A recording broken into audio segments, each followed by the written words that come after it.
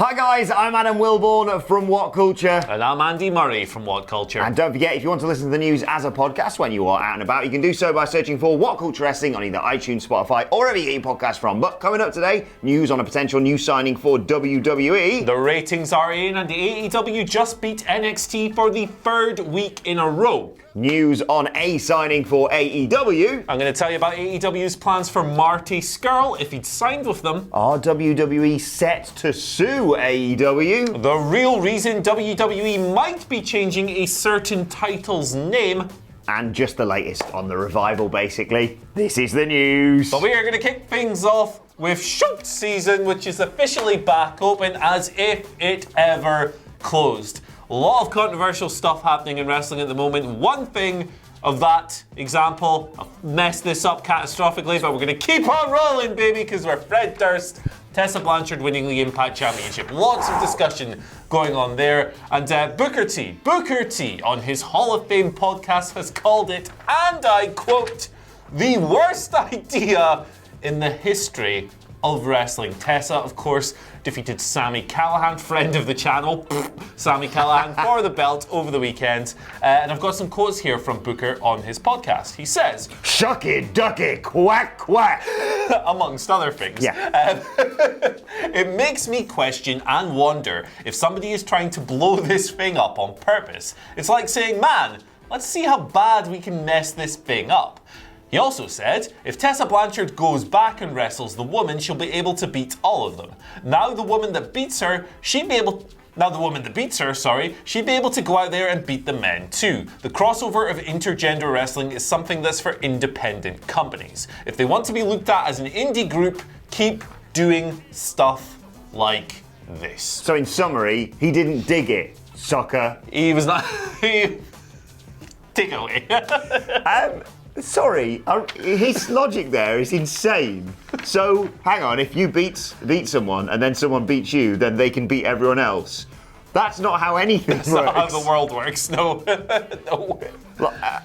What's the big issue here? I thought, when I first heard about this and him saying that, I was like, oh, he's not happy because of the way she's perceived among wrestlers about all the news stories we've been reporting recently, which I was hoping we could sort of draw a line under. Yeah. But that's probably not going to happen.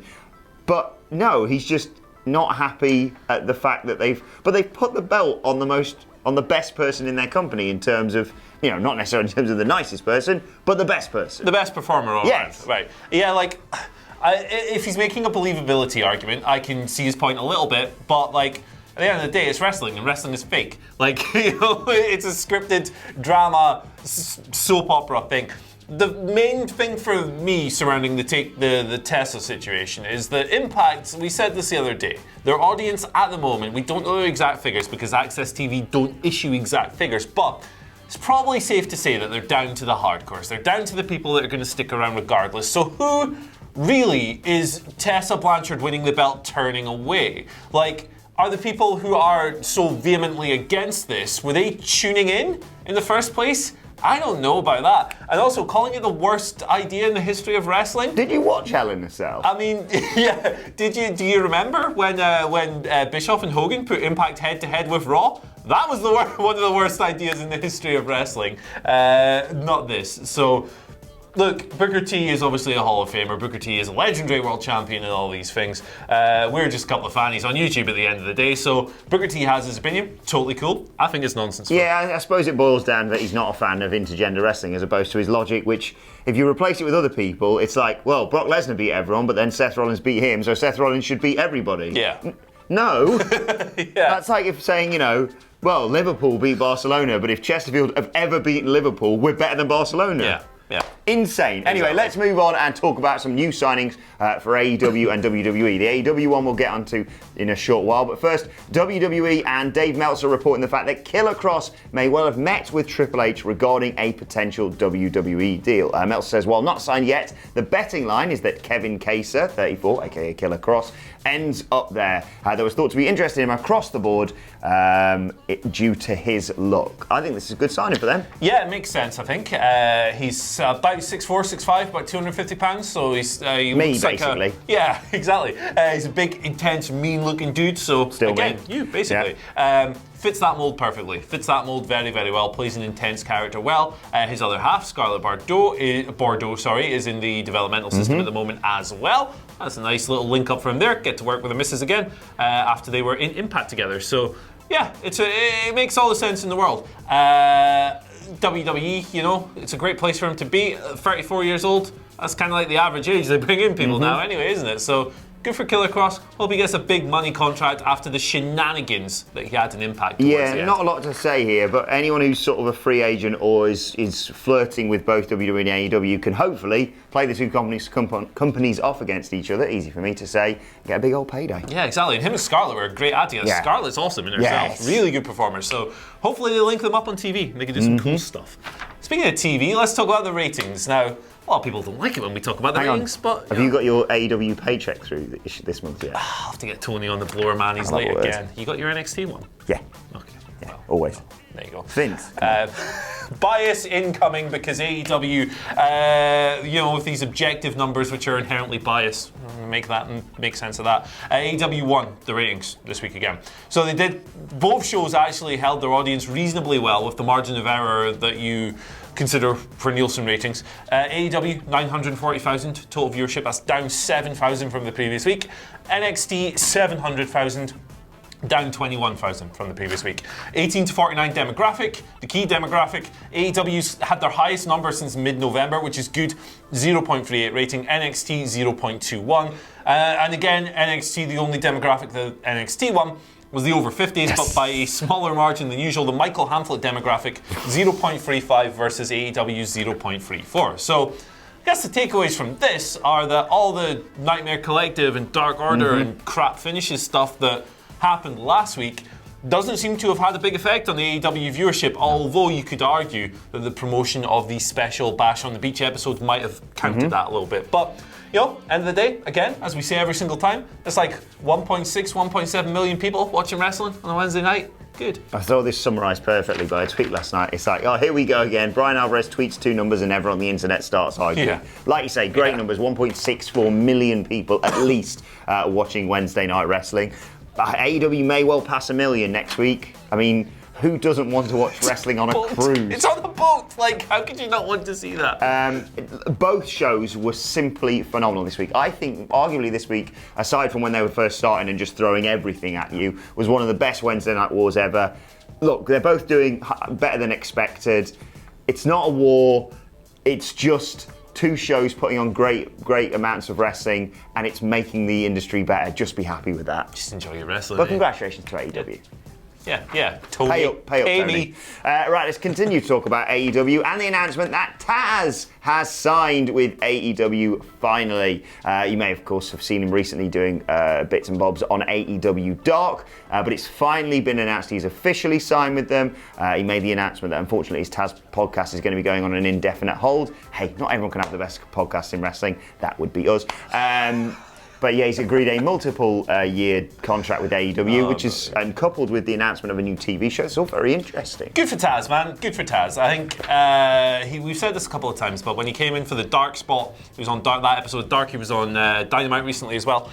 He did really well, and we said that if this was like him auditioning for a job, he's knocked out of the goddamn park, because he did. He was really good. He was really engaged. Brings a different energy to the announce booth. I'm very happy with this. And again, it's like another talented announcer to the AEW announce team pool. We were quite worried about this when AEW started, weren't we? Because the commentary on those early shows, when it was Jim Ross, Excalibur, and Alex Marvez, they couldn't quite find the chemistry. They've changed that. They brought in Tony Schiavone. They brought in Golden Boy. Now they brought in Taz as well. That's a good little team. Stacked, yeah. Absolutely. They can rotate people in and out. On Dark, they've been bringing wrestlers in and stuff. Dustin Rhodes did a great job. Yeah. Chuck Taylor's been on it. Vicky Guerrero. Yeah, Vicky Guerrero. Dave Brown, Memphis legend, was on it this week as well. I like the little setup. I think it's cool. Good. I'm happy about this. Congratulations, Taz. Yeah, well good job, Taz. I hope he's getting paid, baby. Speaking of guys who are getting paid, Marty Scurll, what a contract he got with Ring of Honor. Obviously, he's ringed with Ring of Honor. Sweet little deal over there. Part of the booking team. Work wherever the hell he wants. Reduced schedule. Mwah. Good for him. But AEW obviously missed out on him. Didn't go there. Ring of Honor offered a better deal for Marty and for the company. AEW's plans, however, for Marty, if he was to come over, have come to light in this week's episode edition of the Wrestling Observer newsletter, in which Dave writes that Marty was actually going to be AEW's first choice to lead the Dark Order. And remember that crap segment that closed the 18th of December when they just pulled blood out of Matt Jackson's mouth and beat everyone up? That was apparently going to end with Marty unveiling, pulling off a hood or whatever, and the show closes, big hook going into Christmas. That might have saved the angle. Yes. That might have, because he'd have been a big hit with that audience. It would have been really cool, but Marty's going to do some really, really cool things in Ring of Honor, and I'm really excited to see how that goes. Absolutely, and fingers crossed he can develop a working relationship, as has previously been mentioned, with New Japan and, of course, with All Elite Wrestling. So don't rule out him making an appearance down the line. Speaking of AEW, slightly concerning news potentially coming out. It's one of those ones where we're reporting this. It may well just be a joke with all the boys, or it could be a hint at something slightly more sinister. Of course, we had the Bash at the Beach episode of AEW Dynamite on Wednesday, and the Elite cut a promo to the live audience during which they suggested WWE could sue them for using their trademark. Now, of course, AEW and more specifically Cody have had issues with WWE suing them. I mean, Cody could barely use his own name for large parts of his career since leaving WWE as a result of stuff like that. It may well just be a little, bloody hell, they might sue us for this. Or they could be like, no, seriously, it looks like we're joking, but WWE could legitimately sue us for Bash at the Beach. I reckon they're messing around. I hope so. Yeah, WWE, it's so petty. It is. Cody registered this trademark, like the Bash at the Beach thing. WWE might throw a few legal rocks their way just to kind of occupy them, to take up their time, to prevent them from focusing that energy on things like Dynamite and storylines, but probably just getting the crowd riled up, aren't they? Speaking of riled up crowds, the United Kingdom. Quick fire news here. WWE are considering renaming their United Kingdom Championship to the NXT UK Championship. This is according to PW Insider, just to fit with the other belts on that show, NXT UK. So that makes sense, doesn't it? I don't care. I mean, really, you know what I mean? It's not the Cruiserweight Championship, it's now the NXT Cruiserweight Championship. Yeah. And in other news, the Revival are using the same trademark lawyers as AEW stars like Cody Rhodes, Jim Ross, and Arn Anderson for their recent filings. We told you about these recently, that they were filing for things like hashtag FTRKO, Shatter Machine, hashtag FTR, all stuff like that. So more of a hint that they may well be heading to AEW. Scamps. Yes, right, let's move on to your Twitter questions at WhatCulture WWE, of course, if you want to get in touch with us. Andrew Fuller starts us off. First of all, happy 21st birthday, Andrew Fuller. Happy birthday, is that Ricardo's brother? Answer a question for me on my 21st birthday, and I owe you both a pint. We're going to hold you to that. Awesome. He says, with the recent returns in WWE, like John Morrison and Big Show, and the Rumble approaching, has WWE wasted a pop opportunity by bringing them back early? And who are your ideal surprise entrants? Yeah, I think they have. The John Morrison return is quite interesting in a way. He's wrestling this week, isn't he? He's wrestling I think Big E. so, yeah. Because they just kind of brought him back in this random backstage segment. I wasn't as critical of that as a lot of people were, but it is kind of like, you're not getting a massive pop for that. So yes, I absolutely do think that perhaps they squandered the potential for a return pop in the Rumble. What was the second part of the question? Surprise entrance this year? Mm-hmm. It's kind of lazy to say Edge, but Edge, I was about to say Edge. Edge. I'd like to see Goldberg. I always like to see Goldberg. I'd like to see Goldberg. Shout out to Mitch, who I bumped into yesterday, who was chatting to me, not the Potted Plans, but I was chatting to him yesterday, and he was asking me about the Rumble, and it's not really a surprise entrant, but it has to happen. Please God, don't screw this up. Shayna Baszler. Just put Shayna Baszler and let her win the women's. It's so easy this year. Marcus Haman Marcus gives us our second question of the day. He says, what do you think about this idea to upgrade the Rumble? I do like this. Whichever wrestler throws out the most superstars gets a mid-card title shot at Mania. Now, there are two stipulations and more stories going forward. I like it a lot. And it would add a level of prestige to that mid-card title as well, wouldn't it? I had to throw out 700 people to get a shot. And it's probably going to be someone like Braun Strowman, as it usually is. And if you're having him swirl around Shinsuke Nakamura's IC title, and Shinsuke Nakamura's, backdoors his way out at the Royal Rumble and goes, that's it, you're never facing me again, it's a perfect way to do it. Good work on that, Marcus. Final question today comes from Electric Boogaloo. Brother of Electric Boogaloo. Who says, what's your current hot take opinion in wrestling? Mine, for example, is that Mauro Ranallo is God's gift to pro wrestling commentary, who can make even the most mundane of matches flavour in a way that would make even the Salt Bae jealous. Lovely wording of that, first of all. I have no opinion on Mauro Ranallo's announcement. I like Mauro. He's all right in small doses. Very small doses. But for you, hot take? Hot take? Oh my goodness. It's tough to think of something that you, because we work in and talk about it all day. It is. It's not going to be something that's probably going to shock anyone. Yeah, like Drew McIntyre should probably win the Rumble because he's just mint right now. Oh man, like I don't want to upset people, but like I don't think Johnny Gargano's a particularly good TV character. He's a great wrestler, but like his promos are they're like as stunted as my news delivery sometimes, and yeah, I've just killed myself. That's all right, don't worry. In the comment section. No, don't worry, I'll sort this out.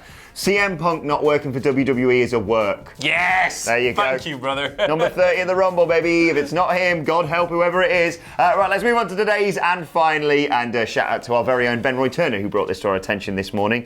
Zach Morrow yesterday tweeted Cody Rhodes regarding Chris Jericho. Of course, as we mentioned, it's going to be on a boat next week, AEW Dynamite, on Chris Jericho's cruise. And Zach Morrow tweeted Cody Rhodes saying, is at I Am Jericho going to get tossed off the Jericho cruise next week? Hashtag AEW.